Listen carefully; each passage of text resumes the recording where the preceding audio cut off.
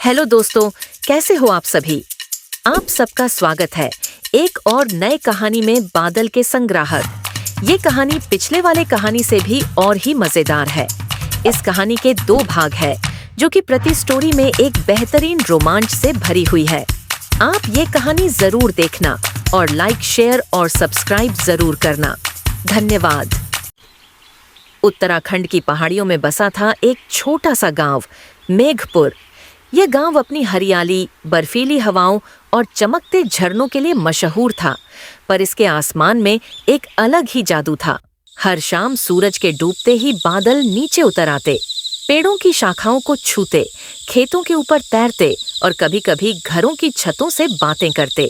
गांव के लोग इन्हें जीवित बादल कहते थे, क्योंकि लगता था मानो उनमें कोई चेतना हो। बच्चे अक्सर दौड़ते हुए उनके बीच हाथ फैलाकर भागते और जब धुंध की ठंडक उनकी हथेलियों को छूती तो वे हंस पड़ते। इसी गांव में रहता था आरव, एक 14 साल का लड़का, शांत, जिज्ञासु और थोड़ा अलग। जहां दूसरे बच्चे खेल कूद में मस्त रहते, आरव हर शाम पहाड़ी की सबसे ऊंची चोटी पर जाकर बादलों को देखता। हर बादल का अपना रंग, अपनी चाल और अपनी कहानी होती है। आरव तो पागल है, बादलों से बातें करता है। पर आरव सचमुच उनसे बातें करता था, अपने दिल से। एक दिन जब सूरज पहाड़ों के पीछे छिपने लगा था, आरव फिर अपनी चोटी पर था। अचानक एक अजीब चमक वाला बादल उसकी ओर बढ़ा, हल्का नीला, जैसे उसमें बिजली के रेशे हों। वो बादल धीरे धीरे आरव के ऊपर झुक गया और उसमें से एक बूंद टपकी, पर वो साधारण बूंद नहीं थी। बूंद जैसे ही उसके हाथ पर गिरी, उसमें से हल्की सी आवाज आई, संरक्षक खोजा गया। कौन? पर तब तक बूंद उसके हथेली में समा गई और वहां एक छोटा सा निशान बन गया, गोलाकार, जैसे किसी पुरानी मुहर का चिन्ह। उस रात आरव को अजीब सपने आए। उसने देखा कि वह आसमान में उड़ रहा है, विशाल बादलों के बीच। नीचे धरती पर सूखा पड़ा है, न नदियां न झरने। और कोई आवाज कह रही थी, बादल गायब हो रहे हैं, उन्हें वापस लाना होगा। सुबह उठकर उसने अपनी हथेली देखी, निशान अब भी वहां था, हल्की नीली चमक के साथ। गांव में एक बूढ़ा आदमी रहता था, मोहनदा। लोग कहते थे वो मौसम को पढ़ सकता है। कब बारिश होगी, कब बर्फ गिरेगी, सब उसे पहले से पता होता। आरव सीधा उसी के पास गया और हाथ दिखाते हुए बोला, मोहनदा, ये निशान क्या है? मोहनदा की आंखें चौड़ी हो गईं। वो बुदबुदाया, बादल की मुहर कई सालों बाद फिर दिखी है। इसका मतलब? बेटा, बहुत साल पहले ऐसे लोग होते थे जिन्हें बादल संग्राहक कहा जाता था। वे बादलों को एकत्र करते, उनकी दिशा नियंत्रित करते और धरती पर बारिश लाते। पर जब मनुष्य ने स्वार्थ में पेड़ काटने शुरू किए, झीलें सुखाईं, बादलों ने खुद को छिपा लिया। और अब शायद उन्होंने तुझे चुना है, क्योंकि तू सुनता है उनकी आवाज। मोहनदा ने उसे एक पुराना नक्शा दिया, फटा हुआ पर रहस्यमयी प्रतीकों से भरा। ये नक्शा तुझे ले जाएगा बादल घाटी तक, जहां मेघ स्रोत है, बादलों की जननी, पर वहां तक पहुंचना आसान नहीं। आरव ने किसी को कुछ नहीं बताया। अगली सुबह वो एक छोटे बैग में खाना, पानी और नक्शा लेकर निकल पड़ा। रास्ता कठिन था, फिसलन भरे पत्थर, गहरी खाइयां और चारों तरफ ठंडी हवा। 3 दिन तक चलता रहा। रातों में वो आसमान देखता और कहता, मैं आ रहा हूं, बादल मां। तीसरे दिन शाम को उसे एक घाटी दिखी, नीली धुंध में ढकी हुई, जैसे कोई विशाल झील आसमान में तैर रही हो। वो मेघ घाटी थी। जैसे ही उसने कदम रखा, हवा में एक मधुर गूंज उठी। बादलों के गुच्छे घूमते हुए उसके चारों ओर आए, जैसे उसे पहचान रहे हों। तभी सामने एक स्त्री का आकार बना, पूरी तरह बादलों से बनी हुई। उसकी आंखें नीले प्रकाश की तरह चमक रही थीं। मैं मेघ माता हूँ, आवाज आई, और तू हमारा चुना हुआ रक्षक, बादल संग्राहक। मेघ माता ने अपने हाथ बढ़ाए और अचानक आरव के चारों ओर बादल घूमने लगे। उन्होंने उसे उठाया, आसमान में घुमाया और फिर उसके सीने में उतर गए। अब वो बादलों को महसूस कर सकता था, उनकी नमी, उनकी भाषा, उनका दुख। उसे पता चला कि मानवता की स्वार्थी गतिविधियों के कारण बादलों का जन्म स्थान मेघ स्रोत धीरे धीरे सूख रहा है। अगर यह सूख गया, मेघ माता ने कहा, तो धरती पर कभी वर्षा नहीं होगी। आरव ने प्रतिज्ञा ली।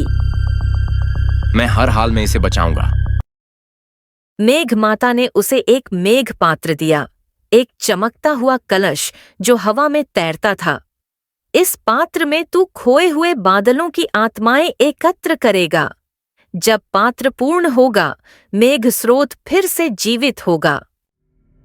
आरव ने यात्रा शुरू की। पहला पड़ाव था बिजली पर्वत, जहां गुस्से में भरे तूफानी बादल कैद थे। हर तरफ बिजली चमक रही थी और गरज से कान बहरे हो रहे थे। आरव ने आंखें बंद की और दिल से कहा, मैं तुम्हारा साथी हूं, दुश्मन नहीं।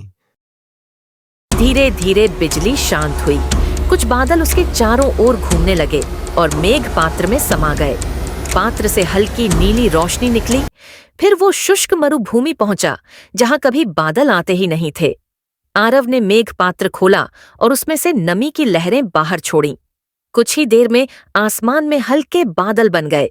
रेत में पहली बार ठंडी बूंदें गिरीं। वहां के लोग झूम उठे। ये तो चमत्कार है, पर आरव जानता था ये बस शुरुआत थी। मैं तुमसे कुछ नहीं चाहता, बस क्षमा चाहता हूं। उसने अपना दिल खोल दिया। सचमुच उसके सीने से एक नीली किरण निकली और चारों ओर फैल गई। धीरे धीरे काले बादल सफेद होने लगे। उनकी गरज धीमी पड़ गई और वे शांत होकर मेघ पात्र में समा गए। पात्र अब पूरी तरह चमक रहा था। आरव मेघ घाटी लौटा और पात्र को मेघ स्रोत में रखा। जैसे ही उसने ऐसा किया, आसमान में तेज प्रकाश फैला। हवा ठंडी हो गई, बादलों का समुद्र उभर आया और बारिश की पहली बूंद गिरी, धीरे धीरे, प्रेम से, जैसे धरती को नया जीवन दे रही हो। मेघ माता प्रकट हुई और बोली, तूने संतुलन लौटा दिया आरव, अब धरती फिर सांस ले सकेगी। उन्होंने उसकी हथेली को छुआ और वहां का निशान अब सुनहरा हो गया। अब तू हमारा संदेश वाहक है, याद रख, जब भी धरती को नमी की जरूरत होगी, तू बादलों का आह्वान करेगा। आरव कई दिन बाद गांव लौटा। लोग चौंक गए। देखो, बारिश हो रही है, कई साल बाद झीलें भर रही हैं। जब उन्होंने पूछा कि कैसे हुआ, आरव बस मुस्कुराया और बोला, बादल लौट आए हैं। उसने अपनी हथेली छिपा ली। उस पर अब भी सुनहरी मुहर थी। रात को वह फिर पहाड़ी पर गया। आसमान में तारों के बीच बादलों की लहरें चल रही थीं। एक चमकती बूंद नीचे आई और उसकी हथेली पर गिरी। हल्की आवाज आई, धन्यवाद संग्राहक। आरव ने मुस्कुराकर आसमान की ओर देखा। अब वो जानता था, जब भी दुनिया में सूखा होगा, वो लौट आएगा। कई साल बीत गए। मेघपुर अब हरियाली का प्रतीक बन चुका था। लोग कहते हैं, जब कभी मौसम सूखने लगता है, पहाड़ी की चोटी पर एक लड़का दिखता है, हवा में हाथ फैलाए, मुस्कुराते हुए, और उसके चारों ओर घूमते हुए बादल। कोई नहीं जानता वो कौन है, पर बच्चे उसे बादल संग्राहक कहते हैं। और जब भी पहली बारिश की बूंद गिरती है, गांव में वही पुरानी गूंज सुनाई देती है, संरक्षक सक्रिय है। साल बीत चुके थे।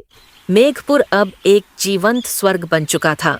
पहाड़ों से झरने बहते, खेतों में हरी फसलें लहराती और हर सुबह गांव के ऊपर धुंध के बादल तैरते थे, जैसे कोई आशीर्वाद। पर इस शांति के नीचे एक अनदेखा परिवर्तन पनप रहा था। रातों को आरव अक्सर सपनों में एक अजीब आवाज सुनता, संतुलन टूटा है, फिर से संतुलन लाना होगा। वो जाग उठता और आसमान में देखता कि कुछ बादल अजीब आकार में घूम रहे हैं, जैसे कोई अदृश्य शक्ति उन्हें अपनी ओर खींच रही हो। एक दिन मोहनदा ने कहा, आरव, हवा में बदलाव है। पहाड़ अब पहले जैसे नहीं गा रहे। क्या मतलब? हवा में जहर घुल रहा है। नीचे के शहरों से जो धुआं उठता है उसने आसमान के रंग को बदल दिया है। अब नमी कम हो रही है और कुछ बादल फिर से गायब होने लगे हैं। आरव के भीतर फिर वही पुरानी पुकार जागी, बादलों का संतुलन बचाना होगा। रात के तीसरे पहर जब पूरा गांव सो रहा था, आरव ने देखा उत्तर दिशा से एक काला भंवर आसमान में बन रहा था। वो धीरे धीरे फैल रहा था, जैसे कोई जीव अपना जाल बुन रहा हो। अचानक हवा में गूंज उठी एक भारी आवाज, मैं हूँ वायु राक्षस, तूने बादलों को मुक्त किया था, अब मैं उन्हें निगलूंगा। आरव ने आकाश की ओर देखा। तू कौन है? मैं वो हूं जो मनुष्य के लालच से जन्मा हूं, धुएं, प्रदूषण और आग का पुत्र। हर बादल में जो जहर भरा है वही मेरा भोजन है। भंवर घूमता गया और उसके भीतर बिजली कौंधी। कुछ ही क्षणों में आसमान काला हो गया। आरव ने महसूस किया कि बादलों की ऊर्जा कम हो रही है। वह तुरंत मेघ माता को पुकारने लगा। माँ, बताओ मैं क्या करूं? आरव ने मेघ घाटी की ओर यात्रा शुरू की। वह वही घाटी थी जहां उसने पहली बार बादलों की शक्ति पाई थी, पर अब वह घाटी भी सूख चुकी थी। न कोई धुंध, न नमी, बस राख जैसी धूल। वह घुटनों के बल बैठ गया। माँ, आप कहाँ हैं? धीरे धीरे धूल के बीच से एक हल्की आकृति उभरी, कमजोर, फीकी, मेघ माता। उन्होंने थकी आवाज में कहा, आरव, वायु राक्षस ने हमारी ऊर्जा खा ली है। अब संतुलन टूट चुका है। वो हर जगह है, कारखानों के धुएं में, शहरों की आग में और मानव के लालच में। मुझे कुछ करना होगा। हाँ, लेकिन इस बार तू अकेला नहीं कर पाएगा। तुझे वायु रक्षक ढूंढना होगा, वो जो हवा को शुद्ध कर सकता है। वो तेरे दक्षिण के पहाड़ों में कहीं है। आरव ने प्रतिज्ञा ली। मैं उसे खोजूंगा माँ, मैं वायु राक्षस को खत्म करूंगा। आरव कई दिनों तक चलता रहा, बर्फीली चोटियों को पार करता, गहरी घाटियों से गुजरता। एक दिन उसे एक गुफा मिली जिसके भीतर से धीमी फुसफुसाहट आ रही थी। वह भीतर गया तो देखा एक युवती पत्थर पर ध्यान मग्न बैठी थी। उसके बालों में हल्की हवा बह रही थी। वो मुस्कुराई।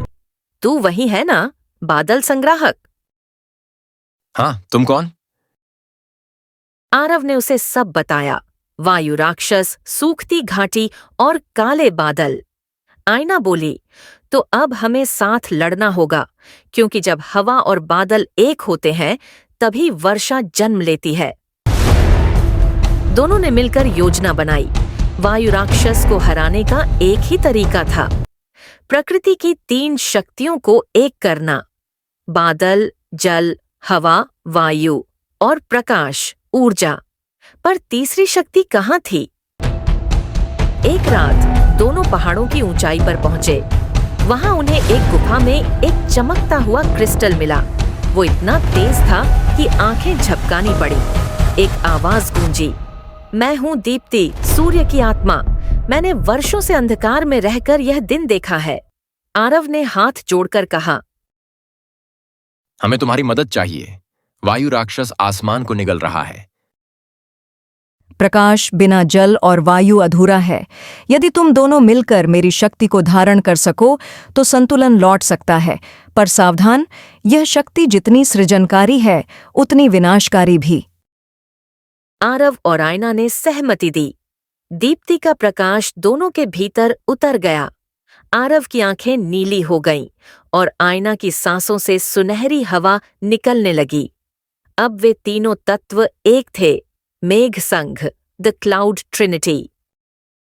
वायु राक्षस अब पूर्ण रूप से जाग चुका था। उसने आधे आसमान को निगल लिया था। जहां जहां वो गुजरता, धरती राख बन जाती। आरव और आयना पहाड़ की चोटी पर पहुंचे। आरव ने आसमान की ओर हाथ फैलाया। नीले बादल उसके चारों ओर घूमने लगे। वायु राक्षस, उसने गरज कर कहा, तेरी सीमा यहीं खत्म होती है। काले भंवर ने हंसकर कहा, तुम मनुष्य मुझे नहीं रोक सकते। तभी आयना ने अपना हाथ उठाया। उसकी सांस से सुनहरी हवा निकली और बादलों को तेजी से घुमाया। दीप्ति का प्रकाश उनमें समा गया। आसमान में एक विराट प्रकाश मंडल बना, नीला, सुनहरा और श्वेत। वायु राक्षस गर्जा और बिजली की लहर छोड़ी। आरव ने बादलों को ढाल बना लिया। प्रकृति कभी हार नहीं मानती।